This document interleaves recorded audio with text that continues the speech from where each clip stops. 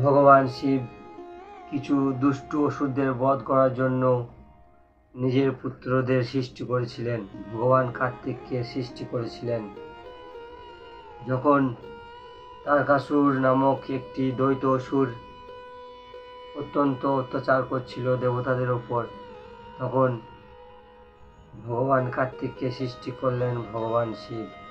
কারণ ওই দ্বৈত অসুর বর নিয়েছিল যে শুধুমাত্র ভগবান শিবের পুত্র দ্বারা মৃত্যু গ্রহণ করব। অসুর হয়ে সে দেবতার হাতে মৃত্যু চায়। সে জানে যে ভগবানের হাতে মৃত্যু বরণ করলে আমাকে সব পাপ থেকে মুক্তি তো দেবেই, আমাকে ভগবানের চরণে ঠাঁই দেবে।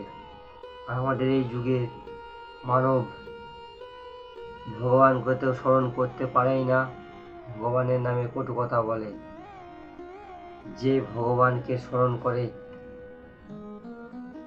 সে উন্নতি করে, তার পরিবার উন্নতি করে। তাই ভগবান শিব ভগবান কার্তিককে সৃষ্টি করলেন যে এই তারকাসুরকে বধ করতে হবে। আর ভগবান কার্তিক ওই তারকাসুরকে বধ করলেন। তারকাসুরের 3টি পুত্র ছিল, যার নাম হলো তারকাসুর, বিদুমালি ও কমলাক্ষ। এই 3টি পুত্র মনে মনে চিন্তা ভাবনা করলেন যে আমার পিতা তারকাসুর এই পৃথিবীতে মৃত্যু গ্রহণ করেছে, কিন্তু আমরা 3 ভাই এই পৃথিবীর মধ্যে মৃত্যু গ্রহণ করব না। যাতে আমাদের মৃত্যু না হয় সেই উপায় করব। সেই চিন্তা ভাবনা করে সেই 3 ভাইয়ে ঘোর তপস্যা করতে লাগলেন। তারকাসুরের 3 পুত্র ঘোর তপস্যা করতে লাগলেন। তারকাক্ষ, বিদুমালি, কমলাক্ষ, আর বহু বছর ঘোর তপস্যা করলেন। তার ফলে ভগবান ব্রহ্মা প্রসন্ন হলেন। আর ভগবান ব্রহ্মা প্রসন্ন হয়ে সামনে এলেন আর বললেন, আমি তোমাদের তপস্যায় অত্যন্ত প্রসন্ন হয়েছি, বর চেয়ে নাও, কি বর চাও। সেই সব কথা শুনে তারকাসুরের পুত্র তারকাক্ষ, বিদুমালি, কমলাক্ষ বললেন ভগবান ব্রহ্মাকে যে আমাদের 3 জনকে এই আকাশের মধ্যে 3টি পুরী তৈরি করে দিন। আর বহু বছর পর যখন এই 3টি পুরী একসঙ্গে হবে তখন আমাদের দিন ঘনিয়ে আসবে, না হলে কোনোদিনও আসবে না। এই বর চাইলেন। তখন ভগবান ব্রহ্মা বললেন, ঠিক আছে, তোমরা কি চাও সেটি সম্পূর্ণভাবে বলো। তাই তারকাক্ষ বললেন, আমাকে স্বর্ণমহল তৈরি করে দেন। আর কমলাক্ষ বললেন যে আমাকে রূপোর মহল তৈরি করে দেন। আর বিদুমালি বললেন আমাকে লোহার মহল তৈরি করে দেন। সেই মহলের ভিতরে যেন কেউ প্রবেশ না করতে পারে, আমাকে মৃত্যু না দিতে পারে।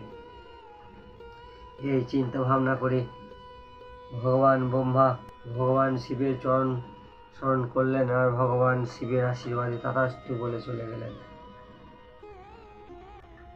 যখন তারকাক্ষ, বিদুমালি, কমলাক্ষকে 3টি পুরী দিলেন ভগবান ব্রহ্মার আজ্ঞায়, যখন বিশ্বকর্মা 3টি পুরী তৈরি করে দিলেন, অত্যন্ত আনন্দ হয়ে তারা মানুষদের অত্যাচার করতে লাগলেন, ব্রাহ্মণদের অত্যাচার করতে লাগলেন। আর সেই অত্যাচারের ফলে ভগবান শিব কি করলেন, পশুপতি রূপ ধারণ করলেন। পশুপতি রূপ ধারণ করলেন আর সেই রূপ ধারণ করে যখন নন্দীশ্বরের উপরে চাপলেন, নন্দীশ্বর ভার সহ্য করতে পারলেন না আর মাটিতে থুবড়িয়ে পড়ে গেলেন নন্দীশ্বর। ভগবান শিব ওই পশুপত রূপ ধারণ করলেন বিকট। তারপর ত্রিশূল নিয়ে তিনটি পুরীকে এক জায়গা করলেন, আর সেই তিনটি পুরীকে এক জায়গা করার পর ওই তারকাক্স বিদুম মালিক কমলাক্সকে ত্রিশূলে বধ করলেন। কারণ দুষ্টুর শেষ একদিন আছে, দোষীর 10 দিন কথাতেই আছে। এইভাবেই তারকাক্স বিদুম মালিক কমলাক্স এই 3 ভাই ভগবান শিবের হাত দ্বারা মৃত্যুগ্রহণ করেছিলেন। কিছু কিছু লোক ভগবান শিবের হাত দ্বারা মৃত্যুগ্রহণ করতে চায় ও কিছু লোক ভগবান শিবের দুর্নাম করতে চায়। ভগবান শিবের আশীর্বাদে এই জগৎ আলোকিত।